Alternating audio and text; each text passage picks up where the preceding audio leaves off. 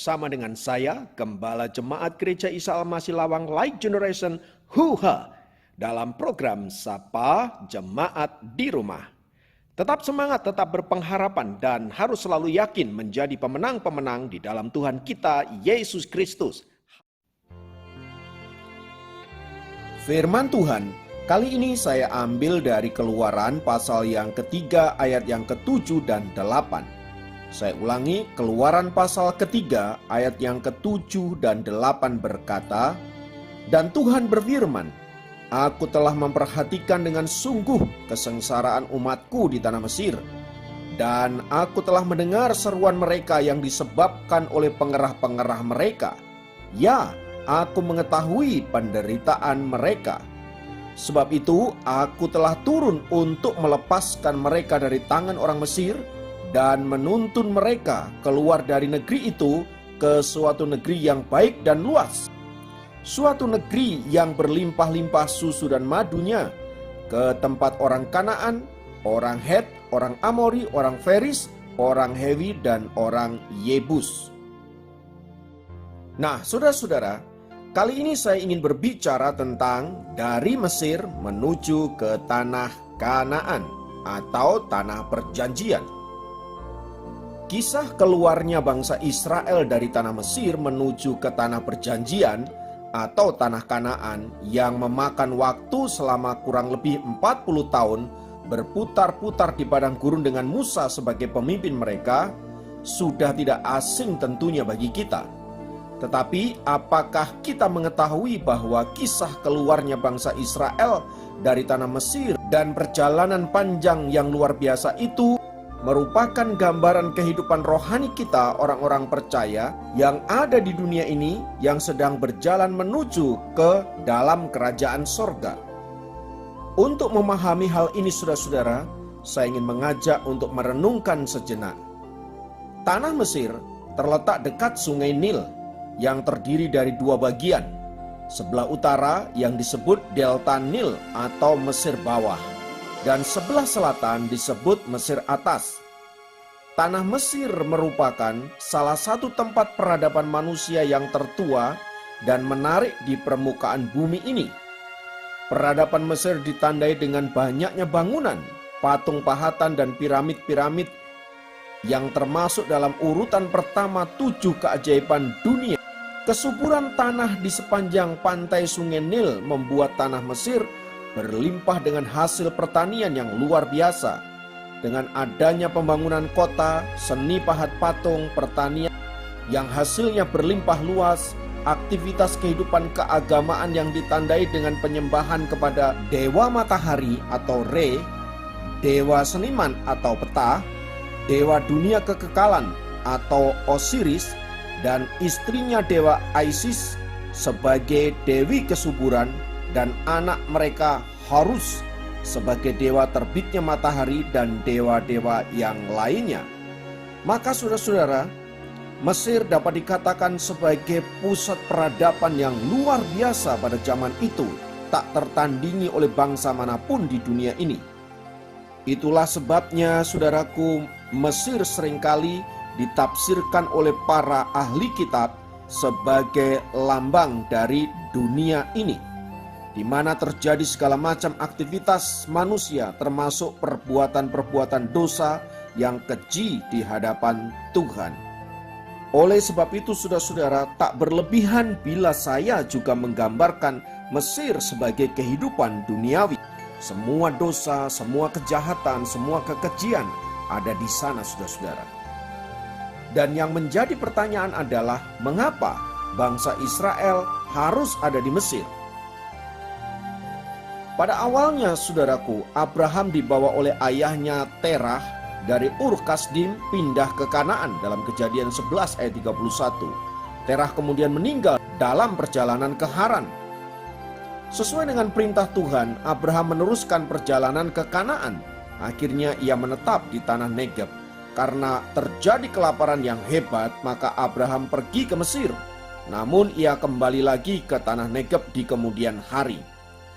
Abraham memperanakkan Ishak dan kemudian Ishak memperanakkan Yakub. Pada zaman Yakub inilah kembali terjadi masa kelaparan yang hebat selama 7 tahun lamanya. Akhirnya keluarga Yakub pindah ke Mesir karena di Mesir ada Yusuf, yaitu anak Yakub yang dijual oleh saudara-saudara Yusuf. Dan ia sekarang telah menjadi penguasa yang sukses di tanah Mesir. Nah, di tanah Mesir inilah kemudian bangsa Israel menjadi bangsa yang besar, beranak pinak dan bertambah banyak. Dan dalam perjalanan berikutnya ketika Yusuf meninggal dan Raja Mesir yang baru yang tidak mengenal Yusuf memimpin Mesir, terjadilah penindasan besar-besaran atas bangsa Israel di tanah Mesir. Israel diperbudak sedemikian rupa oleh Mesir sehingga mereka tidak berdaya sama sekali. Hidup mereka merana, hidup mereka menderita, hidup mereka hancur, bahkan tidak punya pengharapan sama sekali. Dalam situasi yang demikian saudara-saudara, tak ada seorang pun yang bisa melepaskan Israel dari perbudakan yang hebat itu di tanah Mesir. Nah, saudara-saudara, tanpa kita sadari apa yang terjadi terhadap bangsa Israel yang diperbudak di tanah Mesir itu merupakan gambaran kehidupan kita sebagai manusia, di mana kita juga seringkali diperbudak oleh dunia ini. Kita diperbudak oleh berbagai-bagai hal. Kita diperbudak oleh keinginan-keinginan kita yang jahat.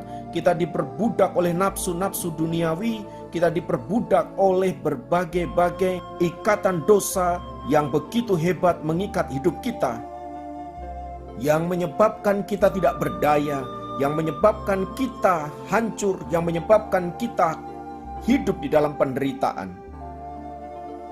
Bahkan atas hal itu saudara-saudara, manusia tidak lagi punya harapan untuk dapat melepaskan diri mereka dari berbagai-bagai perbudakan duniawi atas hidup mereka. Semua itu terjadi karena apa? Karena kita diperbudak oleh dunia ini, saudara-saudara. Dalam kondisi yang demikian, saudaraku yang dikasihi Kristus, tidak ada solusi, tidak ada pertolongan, tidak ada jalan keluar, saudara. Namun bersyukur kita punya Allah yang mengasihi kita. Kita punya Allah yang mengingat penderitaan kita. Kita punya Allah yang tahu situasi yang kita hadapi. Itulah sebabnya kemudian Tuhan mengirimkan Musa kepada bangsa Israel agar mereka keluar dari tanah Mesir menuju tanah perjanjian. Tanah yang berlimpah dengan susu dan madu, tanah yang diberkati oleh Tuhan, gambaran kerajaan surga, gambaran kerajaan Allah yang kita nikmati di dalam Kristus Yesus. Pun demikian kita saat ini, saudaraku, ketika kita ada di dalam penindasan dosa, penindasan kuasa kegelapan, dan berbagai-bagai ikatan duniawi, saudaraku, tidak ada yang bisa melepaskan kita. Namun kita punya Kristus yang mengasihi kita, yang karena kasih-Nya kemudian menyelamatkan hidup kita dari dosa-dosa, dari ikatan-ikatan kuasa dosa, menuju kehidupan yang merdeka, dan bahkan kita diberikan janji kehidupan yang kekal abadi di dalam kerajaan surga yang mulia. Sungguh kita adalah orang-orang yang beruntung di hadapan Allah. Karena tadinya kita adalah orang berdosa, orang yang tidak punya pengharapan, orang yang hidup di dalam berbagai-bagai ikatan dosa dan penderitaan.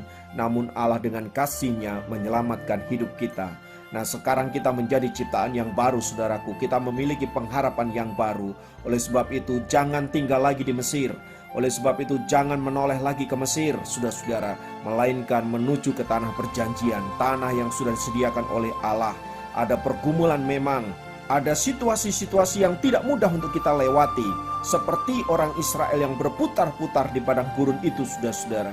Namun percayalah bahwa Allah yang setia, yang sudah membawa kita keluar dari tanah Mesir, Dia pasti akan membawa kita masuk ke dalam tanah perjanjian, yaitu kerajaan surga yang mulia. Haleluya. Oleh sebab itu kuatkan dan teguhkan hatimu, karena tanah perjanjian menantimu di depan sana, yaitu tanah yang diberkati oleh Tuhan, tanah yang penuh dengan damai, sejahtera, dan sukacita. Itulah tempat saudara. Dan tempat itu hanya diberikan kepada mereka yang dengan setia dan menyelesaikannya dengan tetap percaya bahwa Kristus Yesus adalah Tuhan dan Juru Selamat kita. Puji Tuhan, haleluya, saudaraku. Kita bersyukur karena Allah senantiasa menyertai kita. Tantangan memang banyak, pergumulan memang banyak, namun Tuhan berjanji untuk senantiasa menyertai kita agar kita sampai ke tanah perjanjian, yaitu surga mulia yang kekal abadi. Terpujilah nama Tuhan kekal selama-lamanya. Mari kita berdoa. Bapa, dalam nama Yesus kami naikkan pujian dan syukur karena kasih-Mu yang besar sehingga Engkau memanggil kami dari tanah Mesir, dari kehidupan lama kami, menuju ke tanah Kanaan, tanah perjanjian, menuju kepada surga yang mulia, kerajaan Allah yang abadi. Oleh sebab itu Tuhan, tolonglah agar kami dapat melewati perjalanan yang panjang ini sampai kami masuk di dalam kerajaan surga yang Engkau sudah janjikan kepada setiap kami, orang-orang percaya yang mengasihi Engkau. Di dalam nama Tuhan Yesus kami berdoa, haleluya. Dapat memberkati Anda dimanapun berada. Sampai jumpa dalam program Sahabat Jemaat yang lain. Tuhan Yesus memberkati.